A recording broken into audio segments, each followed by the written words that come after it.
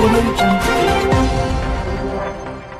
दर्शक बंधु स्वागत अच्छी प्रधान न्यूज ओडी चैनल को जो चैनल संपूर्ण भाव नवनिर्मित आउ चैनल स्टार्ट होती 2 सप्ताह है तेज आप चैनल को पूरा सपोर्ट दिंतु आपको सत्य खबर सब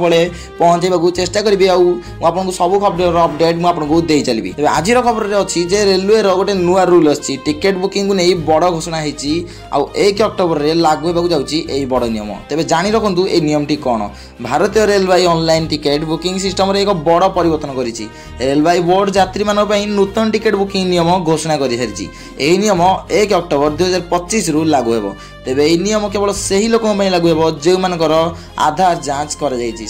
रिजर्वेशन खोलिबा पर प्रथम 15 मिनिट ऑनलाइन टिकेट बुक करेंगे आपको जणाई देउछि जे एही नियम IRCTC वेबसाइट एवं मोबाइल ऐप उभय लागू हो रेलवे प्राधिकृत एजेंट माने रिजर्वेशन खोलिबार प्रथम 10 मिनिट टिकेट बुक करें नहीं किपरि काम करिवो एही नुआ नियम उदाहरण स्वरूप जदि जड़े यात्री नवेम्बर 15 तारिख में टिकेट बुक करने को चाहती तेरे बुकिंग विंडो 16 सेप्टेम्बर दिन 12:20 खोल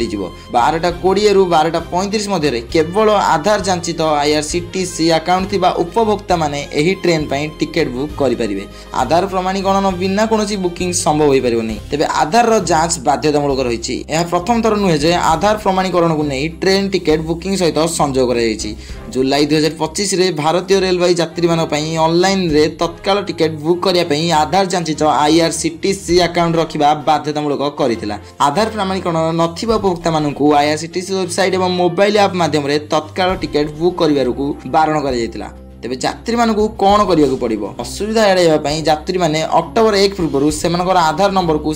IRCTC अकाउंट सहित लिंक करने पड़ो नूतन नियम विशेषकर बुकिंग विंडोर प्रथम 15 मिनिट प्रযোज्य हो जितेबाला टिकेटर चाहिदा सर्वाधिक था तेज दर्शक बंधु रोचे अपडेट देखा अन्य न्यूज अपडेट शेष सब्सक्राइब चैनल को जातु रोची नमस्कार जय जगन्नाथ जय।